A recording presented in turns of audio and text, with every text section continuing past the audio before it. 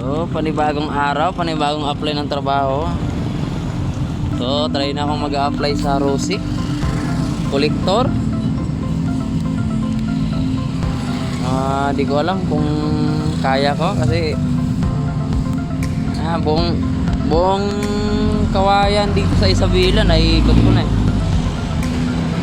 So, lahat pinasahan ko na ng mga resume.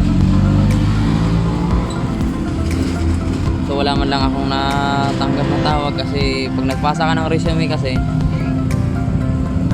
mag-aantay ka ng tawagan. So habang hindi pa ako tinatawagan ng ibang inapasahan ko ng resume, may nakita kong hiring dito sa Rosie. So collector na ng Rosie. So di ko pa alam, wala pong experience sa ganyan. Pero yung una naman, nakita na nyo sa video ko na collector din ako ng lending. So ilang araw lang din ako nun. Hindi ko tinapos yun kasi kinabahan ako sa lugar ng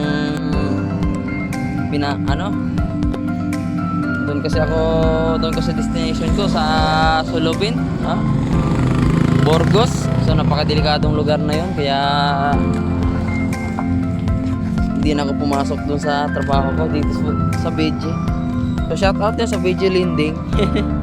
Napakabait ng mga dyan, mga staff ng BG Lending. So ngayon guys, apply ko ulit ng trabaho dito sa Rosie. So dito na ako banda. Try ko lang kung pasado ba o kaya ko ba. Baka mamaya ang hinahanap nila ay yung graduate. Ay, hindi naman ako graduate high school. So kaya ko naman, malakasan na ng loob. Lahat namang trabaho hindi madali, di ba? So kaya itatry ko. Linggo-linggo ngayon.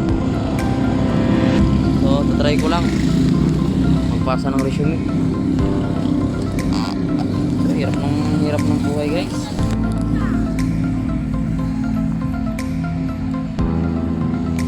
Lalo na dito sa Isabela, mga probinsya rate lang 350, bagong start training 350 pa lang yan.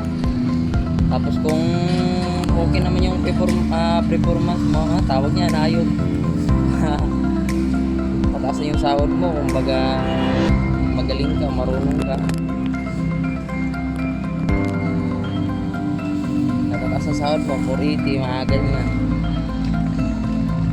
So kagahapon nag-apply ko sa Talavera dito kasi nakita kasi sa resume ko, dati kasi akong warehouse, mga construction. So ang in-applyan ko dati ay bagger. Walang hiya na yung HR na ginawa mga kung warehouse ulit. Okay lang sana kung konti lang yung mga items na sa mga warehouse sa Itambakan yan kumbaga parang shopping mo na tayo, mga fast food, mga ganyan, sa mga equipment. Medyo may nahina ako dyan. Dami pang hinahanap sa akin ng mga requirement. Kulang ako, so hindi ko sure kung kapatusin ko bang trabaho na yun. Sayang ba sana? Ang kaso nga lang, wala, mahina tayo sa math. Kailangan matalino ka dyan, lalo na pag mamalalaking kumpanya. So ngayon, try ko mag-apply dito sa Rosie. Sabot-sabot lang. Collector. Bagong experience ko yung mga ganyan. So try natin. So mamaya guys, bye bye. Tip ko lang kayo mamaya. Ay sus ko, Ginoo, sarado man. Sarado pala pag linggo.